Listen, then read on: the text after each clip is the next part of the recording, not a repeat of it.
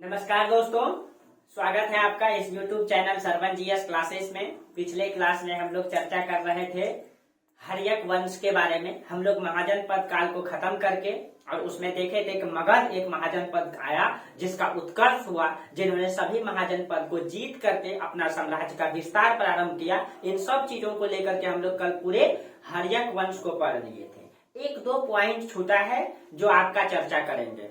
आज हम लोग चर्चा करेंगे छठी शताब्दी में जो धार्मिक आंदोलन हुए हैं उसके बारे में। देखिए, वो राजनीतिक इतिहास पढ़ा रहे हैं आपको हर्यक वंश, तो आप राजनीतिक इतिहास को वहीं ड्रॉप कर दीजिए। इसी समय जो समाज में जो कुरीतियां फैल गई थी उसको सुधारने के लिए जो धार्मिक आंदोलन हुए हैं, आज हम लोग उस धार्मिक आंदोलन के बारे में चर्चा करेंगे। देखेंगे कि ये धार्मिक आंदोलन क्यों हुआ, आखिर समाज में क्या कुरीतियां फैल गई थी जिसको सुधारने के लिए धार्मिक आंदोलन हुआ है।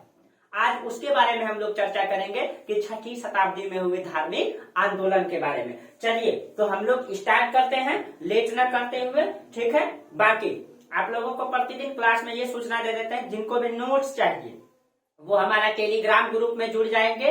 यूट्यूब के डिस्क्रिप्शन में हर एक वीडियो में टेलीग्राम ग्रुप का लिंक रहता है, आप उसमें क्लिक करेंगे, मेरा टेलीग्राम ग्रुप में जुड़ जाएंगे। उसमें आपको प्रतिदिन नोट्स मिलता रहेगा, ठीक है। और बाकी आप लोगों को क्लास तो बेहतरीन लगा ही होगा, ठीक है। कहीं कमी नहीं लगा होगा, जहां कमी लगे आप कमेंट कीजिए। कहीं पे बीपीएससी पीसीएस दीजिए, कहीं दिक्कत नहीं है। यूपीएससी का पीटी दीजिए, कहीं दिक्कत नहीं होगा आपको, ठीक है। बाकी दरोगा पीसीएस आप जो भी देना चाहते हैं, एसएससी, उन सब लेवल में आपको कमी नहीं है, ठीक है। चलिए तो आज हम लोग चर्चा करते हैं छठी शताब्दी में धार्मिक आंदोलन का क्या कारण था। देखिए ये जो आपका जो टॉपिक है कॉन्सेप्ट से है, ठीक है।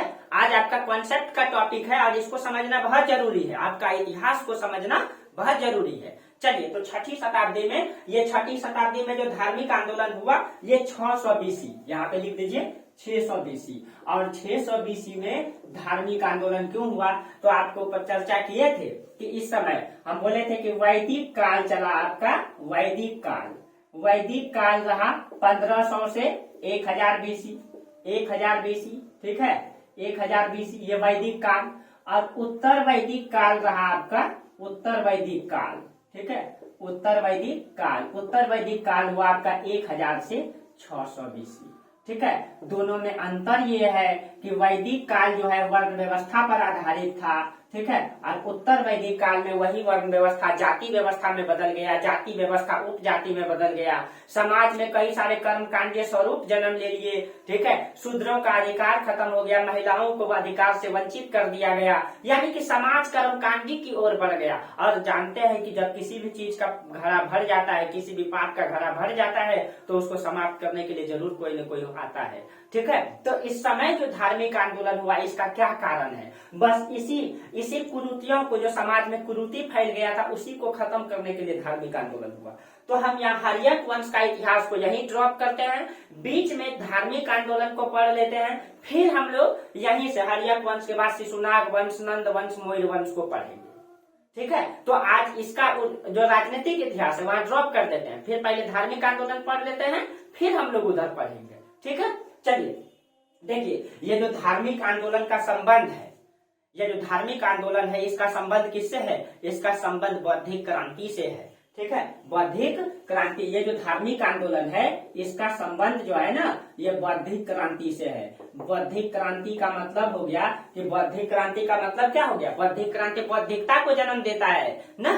जो बौद्धिक क्रांति होगा ये किसको जन्म देगा, ये बौद्धिकता को जन्म देगा, ठीक है। ये जो है बौद्धिकता को जन्म देगा, ठीक है। इसका मतलब क्या हुआ, ठीक है, क्या हुआ, कहा जाता है कि परिवर्तन ही मतलब एक ही कारण कहा जाता है कि हर परिवर्तन जो है एक ही स्थान से शुरू होता है, वह है आर्थिक परिवर्तन। अगर आपके जीवन में आर्थिक विकास हो जाता है, ठीक है, आपके जीवन में जो है कि अचानक आप आईएएस बन जाए, पीसीएस अधिकारी बन जाए, ठीक है, चाहे कोई भी अधिकारी बन जाए, तो आपका जो अर्थव्यवस्था अचानक परिवर्तन हो गया। आप स्टूडेंट लाइफ जी रहे थे और अचानक आप एक पीसीएस अधिकारी बन गए। हालांकि लंबे मतलब के समय से आप संघर्ष कर रहे थे, लेकिन जब आप अचानक बन गए तो आपका अर्थव्यवस्था क्या हो गया, चेंज हो गया, आपका आर्थिक विकास हो गया। जब आपका आर्थिक विकास हो जाएगा तो आपका रहन सहन, खाना पीना, पहनावा में क्या हो जाएगा, अंतर हो जाएगा, यानी कि आपका सामाजिक परिवर्तन हो जाएगा। और सामाजिक परिवर्तन, आपका विकास, आपका सोचने का तरीका क्या हो जाएगा, चेंज हो जाएगा, रहन सहन चेंज हो जाएगा।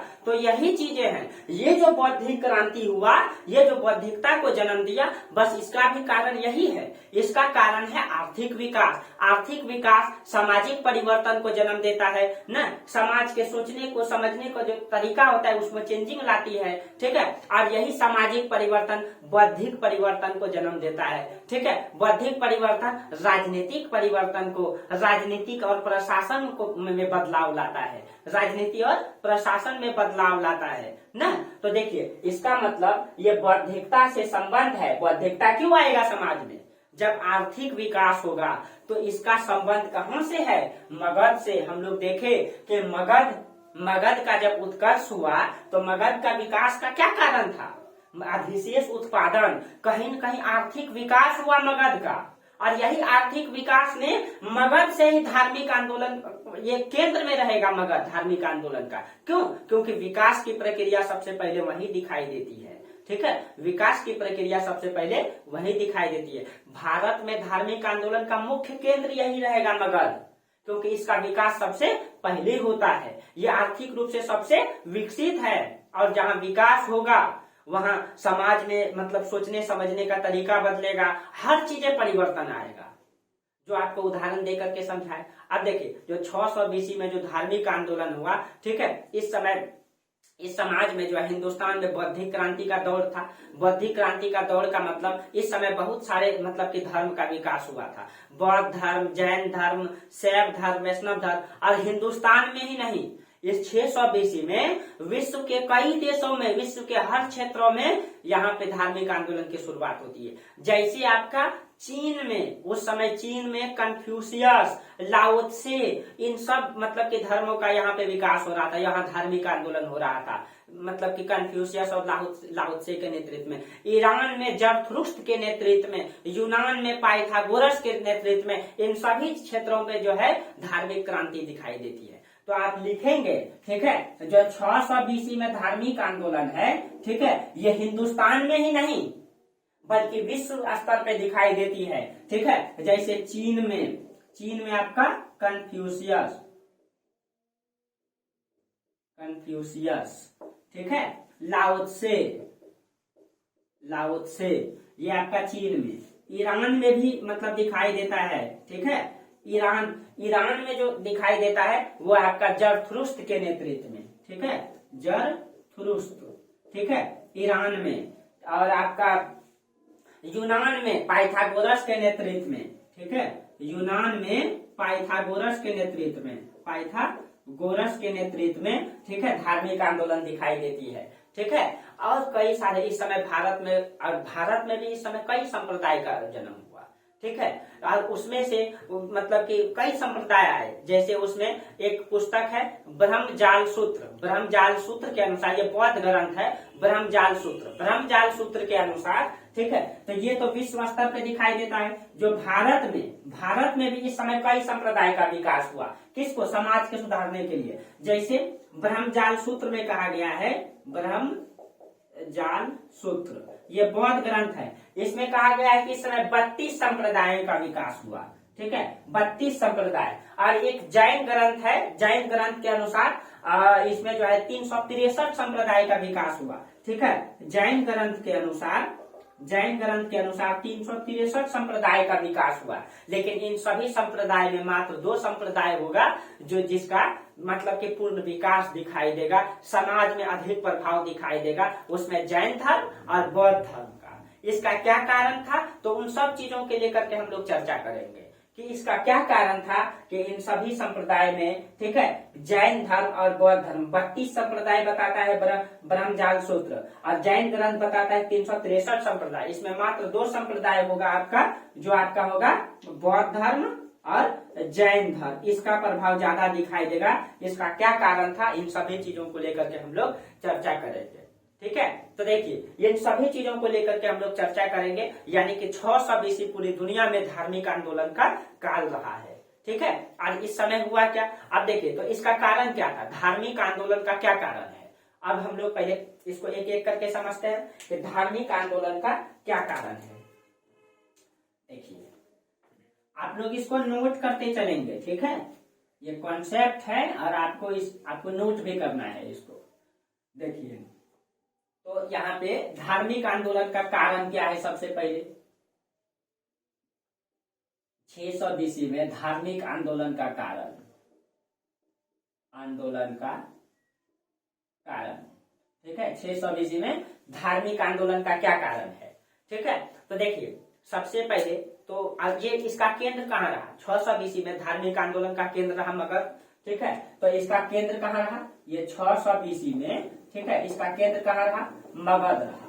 मगध क्यों रहा, ठीक है। तो हम लोग पढ़े थे हर चीज, ये जो हर चीज का विकास एक ही स्थान से होता है, आर्थिक विकास से, और मगध जो है, मगध का आर्थिक विकास हो चुका था। कैसे हुआ था, तो हम लोग देखे थे यहाँ पे वैदिक संस्कृति का कम प्रभाव था, ठीक है। वैदिक संस्कृति का कम प्रभाव था, यहाँ कम प्रभाव, ठीक है। दूसरा यहाँ पे क्या था, दूसरा यहाँ पे था कि यहाँ पे जो है कि खनिज संसाधन जो भी आपको पढ़ा चुके हैं, खनिज संसाधन, ठीक है। खनिज संसाधन का उपयोग, लोहे का उपयोग, जंगलों में बड़ी मात्रा में हाथी प्राप्त हुआ था। हाथी को जंगल की कटाई में, उसके दांत के व्यापार में बेहतर उपयोग, ठीक है। लोहे का उपयोग उन लोगों ने किया बेहतर, जिससे उत्पादन बढ़ गया था, जिससे उत्पादन क्या हो गया, बढ़ गया। जंगल की सफाई किया। उसके बाद जो मतलब मगध जो था नदियों से घिरे होने के कारण, ठीक है, नदियों से घिरे होने के कारण, प्लस में मगध की जो राजधानी थी राजगिरी, वो जो है 5 पहाड़ियों से घिरा हुआ था, 5 पहाड़ियों से घिरा हुआ था, ठीक है। और इन सभी के बावजूद राजा की व्यक्तिगत योग्यता ने, ठीक है, मगध साम्राज्य का उत्कर्ष किया। मगध में अधिशेष उत्पादन हुआ। इन सभी कारण से मगध जो है संपन्न हो गया। और जब संपन्न हो गया, आर्थिक उसका विकास हो गया, तो आर्थिक विकास ही तो हर चीज को जन्म देगा। वहीं से तो बौद्धिक क्रांति आएगी, वहीं तो बौद्धिकता जन्म लेगा। जहां पहले विकास आएगा, वहां पहले बौद्धिक क्रांति आएगी। आप आधुनिक काल में भी देखेंगे कि अंग्रेजों ने सबसे पहले बंगाल का विकास किया, तो आपको सबसे पहले क्रांति भी बंगाल से दिखाई देगा। बौद्धिकता वहीं आती है जहां शिक्षा सबसे पहले आती है, जहां सबसे पहले विकास आता है, जहां सबसे पहले विकास का दौर चलता है, बौद्धिकता वहीं आती है, क्रांति वहीं से दिखाई देता है, ठीक है। तो इन कुरीतियों का विरोध करने के लिए ही तो ये क्रांति आई है। बौद्धिकता यानी कि विकास हुआ, मनुष्य का बौद्धिक क्षमता बढ़ा। जो उन लोगों ने जो प्राचीन पुराने परंपरा को आंख कान मूंद करके जो मतलब कि अपने ओप में थोपे हुआ था, उन सब का विरोध करना प्रारंभ हुआ, और ये कैसे होगा, तो यहाँ पे ये मगध से होगा। क्यों, क्योंकि मगध का उत्कर्ष हुआ, ठीक है। इन सभी कारणों से मगध का उत्कर्ष होगा, तो मगध ही तो हर चीज को जन्म देगा, ठीक है। अब देखिए, अब इस समय हो ये गया था कि मगध के लोगों में एक विचारधारा आ गई थी। विचारधारा क्या, जब वहां के लोग संपन्न हो गए, तो उनकी विचारधारा जो है, वो नई विचारधारा को, एक ऐसी विचारधारा को जन्म देता है जो बौद्धिकता से जुड़ी हुई थी, ठीक है, जो बौद्धिकता से जुड़ी हुई, भौतिकतावाद से जुड़ी हुई थी। और ऐसे विकास में जब मगध के लोग विकास कर रहे थे, तो उसका मानसिक विचार चेंज हो रहा था, वो विकास की ओर दौड़ रहे थे। और उस विकास में अगर कोई धर्म उसके आड़े आएगा, तो स्वाभाविक है कि क्रांति होगा, स्वाभाविक है कि उस धर्म का वो विरोध करेगा, ठीक है। तो यहाँ पे किस चीज का, और इस स्थिति में कोई धर्म अगर आएगा आड़े, तो उसका विरोध स्वाभाविक है। तो हम यहाँ पे ये भी देख रहे हैं कि वैदिक धर्म जो है कर्मकांडी हो चुका था। अब हुआ ये कि एक तरफ जो है इस काल में गंगा घाटी में, ठीक है, अधिशेष उत्पादन हो रहा है। अधिशेष उत्पादन नगर का विकास कर रहा है, ठीक है, मतलब अधिशेष विकास हो रहा है, तो व्यापार में वृद्धि हो रहा है, नगर में विकास हो रहा है। और यही नगर का विकास जब हो रहा है, यही 600 BC में नगर का विकास जब हो रहा है, इसी को रामशरण शर्मा ने द्वितीय नगरीकरण कहा है। और इस समय 600 BC में जो नगर है आपका, वो भगवानपुरा, कौशाम्बी, वाराणसी, ये सारे नगर हैं जिसका डेवलप हो रहा था, जिसका विकास हो रहा था। और इस स्थिति में नगर का विकास, मनुष्य का विचारधारा चेंज हो रहा था, भौतिकतावादी हो रहे थे, कहीं कहीं ये पैसा की ओर बढ़ रहे थे। और उसमें अगर इसकी वृद्धि और विकास में कोई धर्म आड़े आएगा, तो इसका जमकर विरोध होगा, ये स्वाभाविक है। आज वैदिक धर्म कर्मकांडी हो चुका था। कर्मकांडी का मतलब क्या है, तो देखिए हम आपको चर्चा करते हैं कि वैदिक धर्म किस तरीके से कर्मकांडी था। ठीक है, देखिए अब देखिए वैदिक धर्म कर्मकांडी क्यों था। वैदिक धर्म के कर्मकांडी का कारण, कर्मकांडी का कारण, अब देखिए ठीक है, शुरुआती चरण में ये अच्छा चल रहा था, लेकिन उत्तर वैदिक काल में इसमें बुराइयां आ गई। ठीक है, इसमें मतलब कि बुराइयां क्या आ गई, देखिए इसमें कर्मकांडी का एक ही मतलब है, इसका मतलब कि सर्वप्रथम जो इसका विरोध स्टार्ट होता है, ये उपनिषदों में होता है। ठीक है, उपनिषदों में होता है, क्षत्रिय वर्गों के द्वारा होता है इसका विरोध। ठीक है, लेकिन इसका विरोध क्यों हुआ ऋग्वैदिक काल में, विरोध क्यों, मतलब ऋग्वैदिक काल में जब अच्छा चल रहा था, उत्तर वैदिक काल में इसमें कर्मकांडी आया, इसका विरोध क्यों हुआ। विरोध का कारण था क्योंकि ये कर्मकांडी हो गया था। कर्मकांडी का मतलब क्या, पहले इसमें ऋग्वैदिक कालों में, इसमें मात्र ऋग्वैदिक काल में इसमें 3 यज्ञ का उल्लेख किया गया था। उसमें जो है 3 यज्ञ का उल्लेख किया गया था, एक राजसूय यज्ञ, एक वाजपेयी यज्ञ और एक अश्वमेध यज्ञ। ठीक है, तो देखिए इसको आप नोट करेंगे, तो जो है वैदिक काल में इसमें 3 यज्ञ का उल्लेख है। ठीक है, एक है इसमें आपका राजसूय यज्ञ, राजसूय यज्ञ। ठीक है, एक है वाजपेयी यज्ञ, वाजपेयी यज्ञ। ठीक है, और तीसरा है आपका अश्वमेध यज्ञ, अश्वमेध यज्ञ, अश्वमेध यज्ञ। ठीक है, अब देखिए इसमें क्या होता था, राजसूय यज्ञ में क्या होता था, राजसूय यज्ञ में ठीक है, ये जो राज्यारोहण से संबंधित है। जब राजा जो है कि जब राजा मतलब अपना युवराज घोषित करता था, राज्यारोहण करता था युवराज का, तो उस समय यज्ञ कराया जाता था राजसूय यज्ञ। ठीक है, और मतलब वाजपेयी यज्ञ क्या होता था, इसमें राजा की योग्यता को साबित किया जाता था, उसमें घोड़दौड़ होता था, राजा की घोड़ा को आगे रखा जाता था। ठीक है, और जनता के सामने कहीं कहीं संकेत देना चाहता था कि राजा जो है उन सभी में सर्वश्रेष्ठ है, इसीलिए ये राजा है।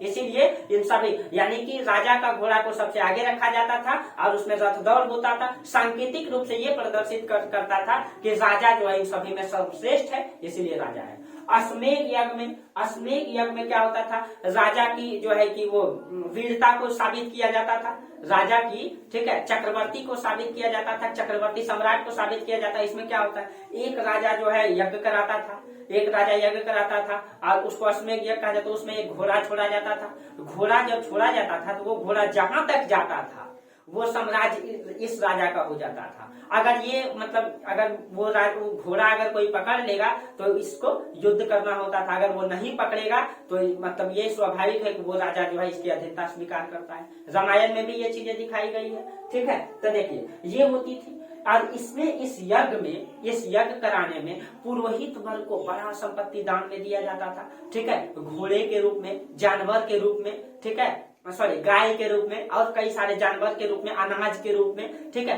पुरोहित वर्गों को यज्ञ संपादन करने के लिए जो है बड़ा संपत्ति दिया जाता था दान में। ठीक है, दान में दिया जाता था। वैदिक काल में तो ये ठीक था। आज कहीं कहीं जो है संपत्ति पर अधिकार राजाओं का था, राजा मतलब क्षत्रियों का था। ठीक है, आपको पहले पढ़ा चुके हैं, क्षत्रियों का था। तो अब वैदिक काल में ये तो ठीक था, राजा की वीरता साबित किया जाता था, उसके बदले में पुरोहित वर्गों को धन संपत्ति दिया जाता था, वहां तक चलता। उत्तर वैदिक काल में क्या हो गया, जब कहा जाता है ना, जब संकल्प मतलब कि संपत्ति की संकल्पना जन्म लेती है तो वहां लालच भी पैदा होता है। ठीक है, वहां लालच भी पैदा होता है। यहाँ पुरोहित वर्गों ने क्या किया, उत्तर वैदिक काल में और कई सारे यज्ञ का संपादन कर दिया, उसमें से और कई सारे यज्ञ का संपादन कर दिया। क्यों? क्योंकि उसको बड़ी संपत्ति दान में मिलती थी यज्ञ में। और उसमें से आप देखेंगे अग्निष्टोम यज्ञ, उसमें देखेंगे श्रोत्रायणी यज्ञ, उसमें देखेंगे पुरुषमेध यज्ञ, उसमें देखेंगे सोम यज्ञ, कई सारे यज्ञ। तो आप इसको नोट कर लेंगे। ठीक है, उसमें आपका है अग्निष्टोम यज्ञ, अग्निष्टोम यज्ञ, अग्निष्टोम यज्ञ। उसके बाद अग्निष्टोम यज्ञ, श्रोत्रायणी यज्ञ, श्रोत्रायणी यज्ञ, पुरुषमेध यज्ञ, पुरुषमेध यज्ञ। इन सारे यज्ञ का संपादन करने लगा। एक है आपका सोम यज्ञ, सोम यज्ञ, अब इन सारे यज्ञों का संपादन करने लगा। अब देखिए कहा जाता है ये जो आपका अग्निष्टोम यज्ञ है, ठीक है, अग्निष्टोम यज्ञ में वो मतलब कि पशुओं की बलि दी जाती थी। स्वत्रायनी यज्ञ में, अग्निष्टोम यज्ञ में मतलब वो जानवरों की बड़ी मात्रा में बलि दी जाती थी और उस जानवर को पुरोहित वर्ग भी रखते थे, ठीक है, पुरोहित वर्ग भी रखते थे। आज भी ये परंपरा चलती है उस समय के दिए हुए। अब देखिए पुरुषमेघ यज्ञ में, यहाँ इसमें पुरुषमेघ यज्ञ में कहा जाता है, पुरुषमेघ यज्ञ में एक मतलब विशेष प्रकार की परंपरा चलती थी। क्या इसमें कहा जाता है 25 युग बनते थे और उसमें 11 मतलब ग्यारह मनुष्य को जो है बांध करके बलि दिया जाता था। आप सोचिए इसमें जो है मतलब 11 मनुष्य को बांध करके बलि देने की परंपरा बनाया, ठीक है। आप देखिए क्यों, क्योंकि समाज में अच्छा बुराई खत्म हो, अच्छाई आए, इसीलिए मनुष्य में जो है मनुष्य की बलि दी जाती थी। अब देखिए उसके बाद सोम यज्ञ में सूरा का बलि दिया जाता था, ठीक है, सूरा की अग्निभूति दी जाती थी। अब देखिए कहीं न कहीं ये मनुष्य की बलि, ये बड़ी बड़ी संपत्ति धन जा रही है, ये कहीं भी राजा के पक्ष में नहीं है और न ये समाज के अनुकूल है, ये न तो समाज के अनुकूल है और न ही राजा के पक्ष में है, ठीक है। और इसका संपादन इसीलिए किया गया और ये उत्तर वैदिक काल में हुआ। इसका संपादन इसीलिए किया गया क्योंकि पुरोहित वर्गों में लालच आ गया था और अधिक से अधिक मतलब की संपत्ति पुरोहित वर्गों के पास आ जाए। और यहाँ हुआ भी वही। कहा जाता है इन सभी यज्ञों को, अभी तक जो यज्ञ का संपादन होता था वैदिक काल में सिर्फ राजा से संबंधित था, लेकिन उत्तर वैदिक काल में ऐसे ऐसे यज्ञ का मतलब संपादन किया गया जो समाज से भी जुड़ गया और कहीं कहीं ये समाज के लिए विपरीत था, समाज के अनुकूल था, ठीक है, ये कहीं अनुकूल नहीं था, सॉरी, समाज के ये कहीं भी अनुकूल नहीं था, ये समाज के विकास में अवरुद्ध पैदा करता था, ठीक है, कर्मकांड बढ़ गया था। और इसमें जो बड़ी संपत्ति जो है पुरोहित वर्गों के पास दान में दिया जाता था, तो वो संपत्ति अब राजा से किसके पास चल गया, पुरोहित वर्गों के पास चल गया। और ये यज्ञ मतलब कि पुरोहित इसीलिए करवाते थे क्योंकि उनका कहना था कि वो राजा की बातों को, राजा की मान्यताओं को ईश्वर तक पहुंचाने का काम करते हैं और कहे ईश्वर की सत्ता से वो बात करते हैं, ईश्वर की मतलब कि ईश्वर से इनकी कामना करते हैं इसके विकास के लिए। यानी कि पुरोहित जो है मतलब राजा से या समाज से इतनी इन यज्ञों का संपादन करके, अग्नि देवता का संपादन करके, अग्नि देवता के माध्यम से, ठीक है, उनकी विचारों को, उनकी राजा की बातों को, ठीक है, ईश्वर तक पहुंचाने का काम करता था, उसके लिए बड़ी संपत्ति लेता था। ये प्रक्रिया चलते रही लंबे समय तक और कई सारे कर्मकांड ने जन्म लिया जो आपको बता दिए। समाज में और कई सारी मतलब की बुराइयां फैल गई, ठीक है, बुराइयां फैल गई। अब देखिए अब इसमें आम लोग तो बहुत प्रभावित हुए।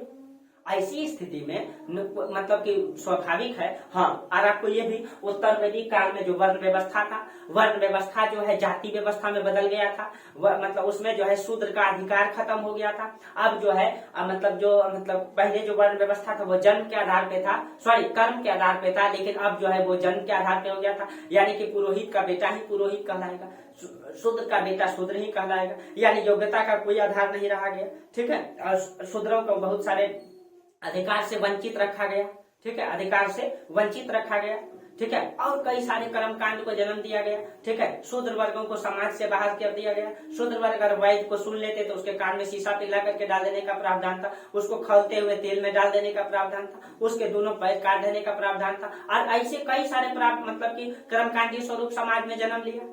और इस परिस्थिति में स्वाभाविक है कि जिनको इस धर्म में जो है धर्म में अधिकार से वंचित रखा गया, वो दूसरे धर्म की तलाश करेगा। और इस परिस्थिति में अगर कोई नया धर्म आता है तो स्वाभाविक है कि शूद्र वर्ग और वैश्य वर्ग, ठीक है, ये धर्म को छोड़ करके, ब्राह्मण धर्म को छोड़ करके वो दूसरे धर्मों में प्रस्थान करेगा, ठीक है। और इसी कारण से यही बुराइयों को खत्म करने के लिए धार्मिक आंदोलन हुआ था 600 BC में।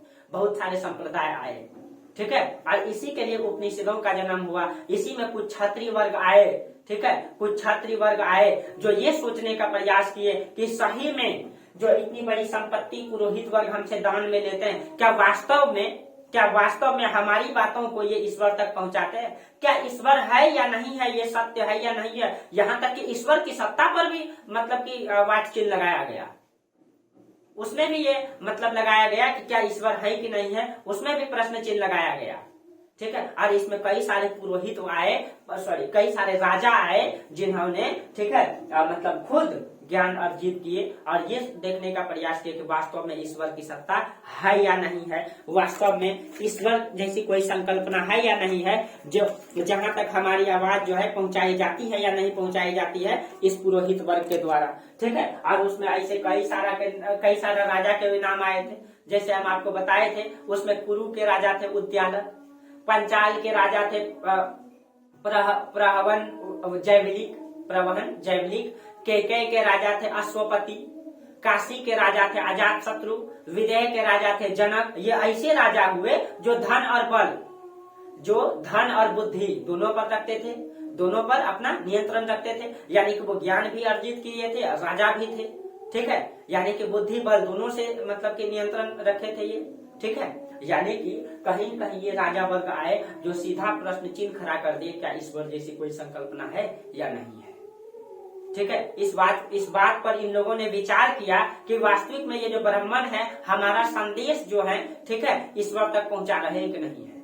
ठीक है, और उपनिषद में इसी बात पर विचार किया गया। ठीक है, ब्राह्मण जैसी सत्ता पर, ठीक है, इसलिए वैदिक धर्म का पहला जो विरोध किया जाता है ये उपनिषद में ही दिखाई देता है, उपनिषद में ही दिखाई देता है। जैसे मुंडक उपनिषद में कहा गया है, इसमें कहा गया है कि यज्ञ कर्म कांड मानने वाला लोग मूर्ख है, इसमें सीधा कहा गया है। मुंडक उपनिषद में कहा गया है, ठीक है, इसमें मुंडक उपनिषद में कहा गया है, ठीक है, कि यज्ञ कर्म कांड मानने वाला लोग क्या है, मूर्ख है। ठीक है, इसमें डायरेक्ट बोला गया है। उसके बाद ऐतरेय ब्राह्मण ग्रंथ में कहा गया है कि वैद किस लिए, यज्ञ क्यों, यानी कि हम वैद को क्यों माने, यज्ञ क्यों करें, सीधा प्रश्न चिन्ह खड़ा किया गया है।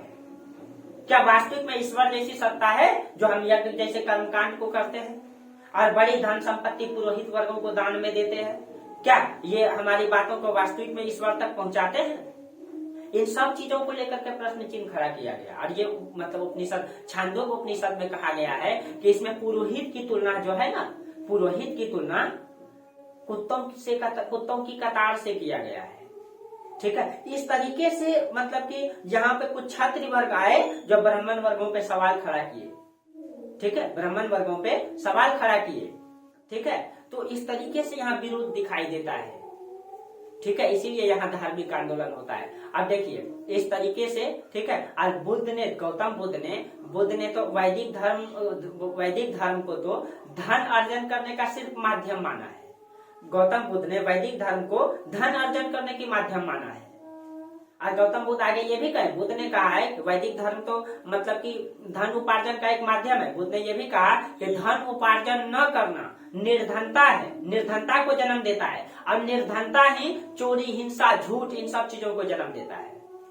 चोरी, हिंसा, झूठ, यानी कि धन अर्जन न करना ये निर्धनता है, ये गरीबी है। और गरीबी ही क्या समाज में जन्म देता है, चोरी, हिंसा, झूठ। और कहीं भी और किसी भी समाज के अगर युवा पीढ़ी बेरोजगार रहेंगे तो स्वाभाविक है कि उस समाज में आंदोलन क्रांति स्वाभाविक होता है। उस समाज में प्रशासन नियंत्रण नहीं रख पाएगा, ये स्वाभाविक है। अगर लंबे युवा पीढ़ी अगर बेरोजगार रहेंगे तो स्वाभाविक है कि वहां झूठ, गरीबी, दंगा फसाद, क्रांति जन्म लेंगे। लेकिन उस युवा पीढ़ी को एक निश्चित उम्र में अगर रोजगार दे दिया जाए तो स्वाभाविक है कि समाज में इस चीजों पर नियंत्रण पाया जा सकता है। प्रशासनिक में काम मतलब प्रशासनिक में ज्यादा दबाव नहीं पड़ेगा। लेकिन युवा पीढ़ी अगर बेरोजगार रहेंगे तो स्वाभाविक है प्रशासन में नियंत्रण रखना आसान नहीं होगा। ठीक है, तो देखिए, तो ये गौतम बुद्ध खुद कहते हैं। ठीक है, अब देखिए उसके बाद इसने पशुओं के लिए लोगों को में जागरूकता फैलाने का प्रयास किया है, ठीक है, इसमें जो है पशु को कहा है, पशु को वंदना, सुखदा, अन्नदा, इससे इसकी तुलना किया है कि पशु से, पशुपालन से मतलब वनदा आता है, सुखदा आता है, सुख होता है। ठीक है, तो इन सब चीजों से यानी कि गौतम बुद्ध जो है कहीं कहीं अर्थव्यवस्था का विकास की बात कर रहे हैं। वही वैदिक धर्म इसके खिलाफ है। वैदिक धर्म में ये कहा गया है कि जल परिवहन पाप है, ऋण में ब्याज लेना पाप कहा गया है।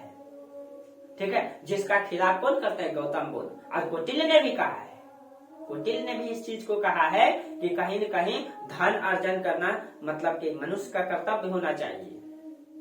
ठीक है, तो चलिए तो जो भी रहे, ठीक है, तो इस तरीके से कहा गया। अब देखिए महात्मा बुद्ध जो है, लेकिन हाँ गौतम बुद्ध का भी यहाँ पे बहुत सारा विरोध किया गया है। गौतम बुद्ध को, हालांकि ये विरोध जो है विचारधारा के स्तर पे है, गौतम बुद्ध को यहाँ पे क्यों विरोध किया गया है, ठीक है, क्योंकि गौतम बुद्ध ने, मतलब गौतम बुद्ध खुद सन्यासी ग्रहण किए थे और वो खुद जो है कि धन अर्जन की बात करते हैं, इसीलिए कुछ लोग विचारधारा के स्तर पे इसका विरोध किए। जैसे गौतम बुद्ध को कुलक्षेपक कहा गया है, ठीक है, गौतम बुद्ध को कुलक्षेपक कहा गया है, कुलक्षेपक कहा गया है, ठीक है। कुलक्षेपक का मतलब क्या होता है? कुलक्षेपक का मतलब होता है परिवार को नष्ट करने वाला। और आप जानते हैं कि गौतम बुद्ध जो है, ठीक है, गौतम बुद्ध ने, ठीक है, 29 वर्ष की अवस्था में, ठीक है, अपने गृह त्याग कर दिए थे, ठीक है, गृह त्याग कर दिए थे। अपने पति को, अपने बच्चों को अपनी पत्नी को, अपने बच्चों को, ठीक है, छोड़ करके, अपने माता पिता को छोड़ करके गृह त्याग कर दिए थे, संन्यास ग्रहण कर लिए थे, ठीक है। इसीलिए इसको जो, हालांकि ये मतलब इनका पर्सनल जिंदगी से है, ठीक है, ये पर्सनल जिंदगी से है, ये विचारधारा के स्तर पे है। हाँ, इसको वेदव्य कहा गया है। वेदव्य का मतलब होता है, इसको जो है वेदव्य कहा गया है। वेदव्य, वेदव्य का मतलब होता है पति के रहते हुए पत्नी का विधवा हो जाना, ठीक है, पति का रहते हुए पत्नी का विधवा हो जाना, ठीक है। और आपको पता है कि गौतम बुद्ध जो है, ठीक है, गौतम बुद्ध का जो विवाह हुआ था यशोधरा से, बहुत ही सुंदर हुआ करती थी, ठीक है, यशोधरा, ठीक है, यशोधरा जो है बहुत ही सुंदर थी और इनका विवाह उसी से हुआ था। उनका एक संतान भी उत्पन्न हुआ था राहुल, और उस मतलब के उनको छोड़ करके कहीं न कहीं जो है गौतम बुद्ध अपने गृह त्याग कर दिए थे, अपने पति, अपने पत्नी को, अपने बच्चों को छोड़ करके, ठीक है। और इसको जो है अपूफट कटा कहा गया है, ठीक है, अपूफट कटा, इसको जो है अपूफट कटा कहा गया। इसका मतलब होता है अपूफट कटा का मतलब होता है, ठीक है, कि मतलब संतान के रहते हुए माता पिता जो है पुत्रहीन हो जाना, ठीक है, पुत्रहीन हो जाना। और हम जानते हैं कि गौतम बुद्ध जो है, गौतम बुद्ध, ठीक है, ये गौतम बुद्ध जो थे अपने माता पिता के प्रथम संतान थे, एकमात्र संतान थे, इकलौते संतान थे।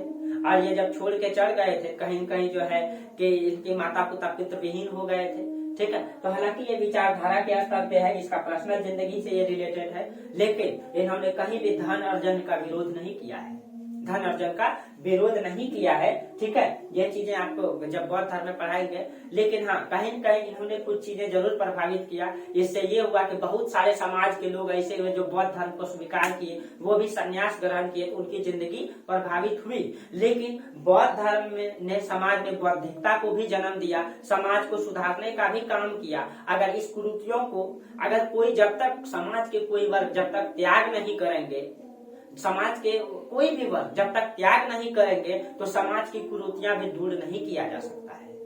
इन्होंने अपनी लाइफ को, अपनी जिंदगी को छोड़ दिया, क्यों? ताकि ये समाज सुधर जाए, समाज में जो कुरीति है वो सुधर जाए। तो किसी न किसी को तो त्याग देना पड़ता है, ठीक है। देश की आजादी के लिए भगत सिंह जैसे युवा की जरूरत है, और भगत सिंह जैसे युवा जब पैदा लेंगे तो स्वाभाविक है किसी की माँ जो है कि जरूर पुत्र विहीन हो जाएंगे। लेकिन भगत सिंह का भी तो समाज में जरूरत है, जो समाज के लिए लड़े, तो वही चीजें हैं, ठीक है।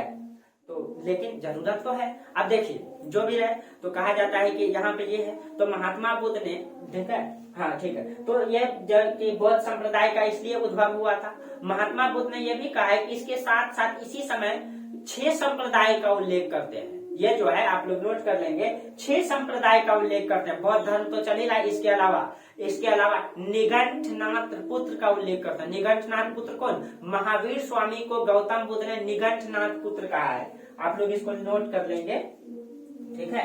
देखिए इसके अलावा बौद्ध धर्म के अलावा इन्होंने और 6 संप्रदाय का उल्लेख किया है, जैसे में आपका निगंठनाथ पुत्र, ये निगंठनाथ पुत्र महावीर स्वामी है, ठीक है, ये महावीर स्वामी है निगंठनाथ पुत्र। इसके अलावा पूरज कश्यप,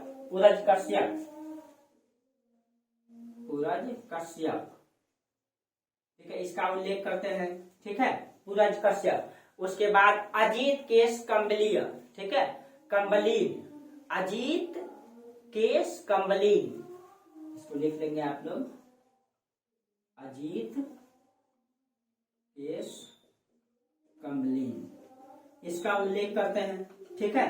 चौथे में पकुद कच्चायन, पकुद कच्चायन,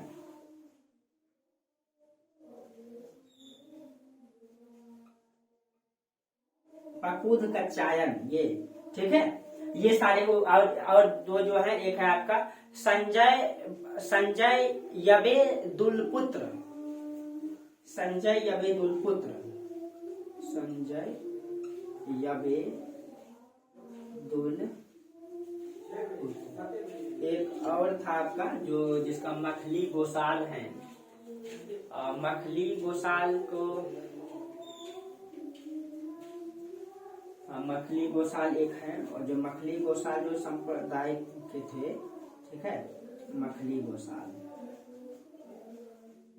ये जो है कि ईश्वर की सत्ता में विश्वास करते थे, ठीक है। मखली गोसाल जो कि भाग्यवादी विचारधारा के थे, ये मखली गोसाल, ठीक है। तो निगंठनाथ पुत्र महावीर स्वामी के इन्होंने कहा है। पूरन कश्यप जो है घोर अक्रियावादी थे ये, ठीक है। ये है आपका पूरन कश्यप, ये आपका पूरन कश्यप, पूरन कश्यप, ठीक है, ये घोर अक्रियावादी है। अजीत केस कंबलीन, ठीक है, अजीत केस कंबलीन है ये, कंबलीन, ठीक है, अच्छा से लिख देते हैं, अजीत केस कंबलीन। ये अच्छेदवादी है या भौतिकतावादी है, ये भौतिकतावादी विचारधारा में विश्वास करते हैं। मखली गोसाल ये नियतिवादी या फिर भाग्यवादी है, भाग्य की संकल्पना में ये विश्वास करते हैं, ठीक है। और पकुद कच्चायन जो है ये नियतिवादी है, ठीक है। संजय बेदल पुत्र जो है बेट्टल पुत्र है, ठीक है, संजय बेट्टल पुत्र यहाँ पे कर दीजिए, ठीक है, संजय बेट्टल पुत्र, ठीक है। ये जो है संजय बेट्टल पुत्र ये संदेहवादी है, ठीक है। इन 6 संप्रदाय का उदय जो है ये गंगा घाटी में दिखाई देता है, ठीक है। 6 संप्रदाय का उदय गंगा घाटी में इस समय दिखाई देता है, ठीक है, इस गंगा घाटी में, ठीक है। बौद्ध धर्म, जैन धर्म, ठीक है, इन सभी के अलावा ये निगंधनाथ पुत्र ये जैन धर्म से हैं, ठीक है। इन 6 संप्रदाय का उदय इस समय दिखाई देता है, जो सबके बारे में हम लोग एक एक करके चर्चा करेंगे, ठीक है।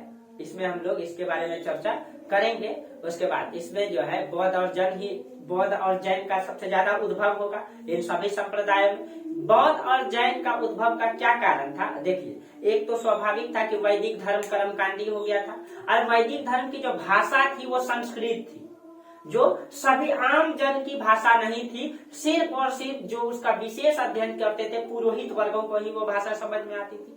आज भी संस्कृत सभी को समझ में नहीं आती है, ठीक है, सिर्फ पुरोहित वर्गों को समझ में आता है, ठीक है। तो इसीलिए अब देखिए, एक तो भाषा, उसके बाद उसमें कर्मकांड फैल गया था। उसके बाद जो बौद्ध धर्म और जैन धर्म आया, ये सरल भाषा को अपनाया, इन्होंने सभी धर्मों को समान अधिकार दिया, शूद्रों को भी समान अधिकार दिया। इसी कारण से अस्वाभाविक था कि शूद्र जो है ब्राह्मण धर्म में वंचित था अधिकारों से, इसीलिए वो किसमें जुड़ेंगे, वो बौद्ध धर्म में जुड़ेंगे। इसीलिए बौद्ध धर्म का विकास दिखाई देता है यहाँ पे, ठीक है। और वैदिक धर्म में जो मतलब कि वैदिक धर्म का पतन का क्या कारण है, पतन का कई सारा कारण था कि वैदिक धर्म जो है कर्मकांडी हो चुका था, ठीक है, उसमें मतलब वर्ण व्यवस्था जाति व्यवस्था में बदल गया था, ये सब कर्मकांड फैल गया था, जो भी है, जो चर्चा कर दी। वैदिक धर्म आर्थिक विकास का कहीं न कहीं प्रतिकूल था, आर्थिक विकास के विरुद्ध था, क्योंकि वो जो है जल परिवहन को पाप मानता था, मतलब कि ऋण जो है कि ऋण को कर्ज लेना पाप माना जाता था। कहीं न कहीं ये विकास की प्रक्रिया के, आर्थिक विकास की प्रक्रिया के जो है प्रतिकूल है, ठीक है, प्रतिकूल है। और उसके बाद वैदिक धर्म का जो भाषा है वो कठोर था। ये सब कारण आप लोग इसको लिख लेंगे। नवीन धर्मों का राजा महाराजा जितने भी आए, वो उन राजाओं ने जो है नवीन धर्मों यानी कि बौद्ध धर्म जैन धर्म को राजाश्रय दिया, अपने राज्य का धर्म बनाया। मगध साम्राज्य में देखे हम लोग हर्यक वंश में जो है बिंबिसार ने, अजात शत्रु ने, उन्होंने जैन धर्म बौद्ध धर्म को आश्रय दिया, ठीक है। इन सब कारणों से जो है उसके बाद बहुसंख्यक समाज में वैदिक धर्म का जो है मतलब कि अंतर्गत जो है कि सम्मान प्राप्त न होना, यानी कि सभी को समान अधिकार था, वैदिक धर्मों में नहीं था, इस कारण से वैदिक धर्मों का पतन हुआ। तो वैदिक धर्मों का पतन का ये सारे कारण था, ठीक है। और ये इस काल में 6ठी शताब्दी में धार्मिक आंदोलन का यही कारण था कि मूल रूप से कि इस समय जो है वैदिक धर्म में कर्मकांड फैल गया था, उसी को खत्म करने के लिए क्षत्रिय वर्गों में जन्म लिए बहुत सारे संप्रदाय, ठीक है, जैसे महावीर स्वामी, जैसे गौतम बुद्ध, ये क्षत्रिय वर्गों में पैदा लिए जो समाज को सुधारने चले थे, ठीक है, और कहीं कहीं बौद्ध धर्म का विकास किए, ठीक है। तो चलिए यहाँ तक तो आपका हो गया बौद्धिक मतलब कि 6ठी शताब्दी में धार्मिक आंदोलन। अब हम लोग अगले क्लास से बौद्ध धर्म और जैन धर्म का अध्ययन करेंगे और डिटेल से चर्चा करेंगे। ये आपका कॉन्सेप्ट का क्लास था और बहुत ही जरूरी था, ठीक है। तो अगले क्लास में हम लोग बौद्ध धर्म या जैन धर्म से हम लोग स्टार्ट करेंगे और उन समाज में देखेंगे किस तरीके से वो अपना पद यात्रा करके समाज को सुधारते हैं। इन सब के बारे में डिटेल से चर्चा करेंगे, ठीक है। चलिए आप लोग क्लास कंटिन्यू कीजिए, इसका नोट्स आप लोगों को मिल जाएगा, ठीक है।